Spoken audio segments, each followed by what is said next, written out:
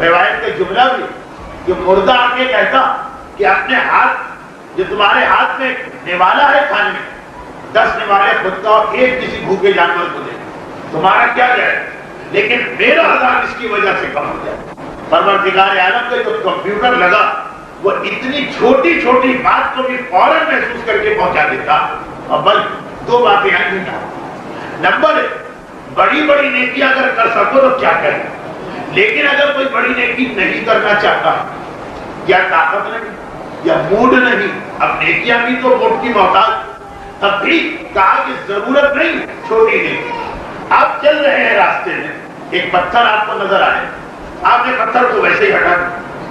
لیکن اگر اسی وقت یہ خیال آ جائے کہ اس کا ثواب خدا میرے فلاں مرحوم رشتے دار کو دے، تو یہی ایک چیز اس کے لیے کتنی فائدے مند بنے، وہ نیکی کا آپ کو کرنا ہی۔ دیکھیے یہاں تک اسلام نے کہا کہ یہ بھی مت سوچو کہ چھوٹی نیکی بھی مرحوم کے لیے ہمیں خاص طور پہ کرنا، خاص طور پہ جو ویسے ہی کرنا، جیسے ہم نے کہا مثال کی آپ کو ایک پتھر پڑا آپ نے ہٹا دیا، عادت کے تحت ہٹا دیا، لیکن اگر اسی کا ثواب آپ نے نیت کر کے مرحوم کو پہنچا دیا، آپ کا کیا کرے، آپ کا نقصان کیا ہو؟ لیکن اس مرنے والے سے پوچھئے کہ اسے کتنا فائدہ ہوا۔ عادت کے تحت جو آپ کام کرتے ہیں اسے بھی نیکی بنا سکتے ہیں۔ یہی تو اسلام کی خوبی کہ اس نے ہماری عادتوں کو بھی عبادتوں میں بدل دیا۔ شرط یہ ہے کہ معلومات ہونی چاہیے۔ اب جیسے ہمارے گھرانوں میں یہ اکثر رائج چلا آ رہا، لیکن لگ رہا ہے کہ بس یہ آخری نسل ہے، اس کے بعد نہیں ہو، وہ یہ کہ بے پردہ عورتیں اذان کی آواز آتی ہے تو سر پہ دوپٹہ ڈال لیتے، لیکن اب بہرحال کم ہوتا جا رہا، اگلی نسلوں کو یہ پتہ بھی نہیں چلے کہ معاذ اللہ اذان کی آواز اور گانے کی آواز میں کیا فرق ہوتا، لیکن ابھی تک کچھ اچھا یہ بہرحال ایک نیکی ہے۔ اگر یہ دوپٹہ جو ویسے ہی ڈالنا ہی ڈالنا، یا مثلا فاتحہ وغیرہ کا موقع ہو گیا، روزے میں آ گئی، تو وہ عورتیں بھی جو پردہ وردہ نہیں کرتی سر پہ دوپٹہ آ جائے، تو اب اگر اسی وقت یہ نیت ہو جائے کہ اتنی سی جو میں نے نیکی کی اس کا ثواب بلا مرحوم کو مل جائے، ہمارا کیا؟ یہ کام تو ہمیں کرنا ہی کرنا، لیکن اس مرنے والے کے دل سے پوچھیے اس کے لیے آج کا دن عید کر دیں، اسی وقت اسی لمحے اس کو اطلاع مل جاتی۔ اور کس طرح اطلاع ملتی؟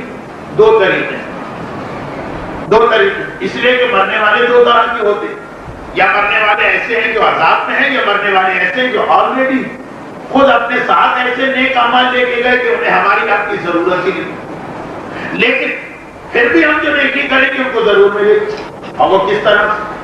عذاب میں، اگر موٹی مثال دے رہا ہوں لیکن بہرحال مثال یہی، عذابوں میں تو روزانہ کا ایک عذاب فکس ہے کہ مثلا اسے 100 کوڑے پڑا کریں، جیسے مثلا بے نمازی کا یہ عذاب بتایا گیا کہ اسے دن میں 5 مرتبہ عذاب ملتا ہر نماز کے وقت، اور ہر عذاب ایسا ہوتا کہ وہ خواہش کرتا ہے کہ کاش مجھے موت آ جائے، لیکن مسئلہ یہی ہے کہ ایک دفعہ موت آنے کے بعد دوبارہ موت نہیں آتی، 5 مرتبہ فکس ہے ٹائم۔ اب 100 کوڑے پڑا کرتے، آج 99 پڑتے، اب یہ انتظار کر رہا باقاعدہ گناہگار عذاب انتظار کر رہا ہے کہ 99 میں 100 کہاں گئے، گھبرا کے پوچھا فرشتوں سے وہ 100 کہاں گئے، کہا وہ آج تمہارا ایک رشتے دار، یہ کام مومن جو تمہیں جانتا بھی نہیں، وہ سڑک سے گزرا ایک پتھر ہٹا دیا اور کہا کہ اے خدا مثلا اس سامنے والے قبرستان میں جتنے مرحومین ہیں اس کا ثواب، یہ اس کا ثواب۔ یا اگر نیکوں کا آرام سے کھاٹ سے ایک محل میں بیٹھا، پتا چلا فرشتے آئے چھوڑو خالی کرو یہ محل، کیوں خالی کر؟ کہا اس لیے کہ اس سے اچھا محل ملتا،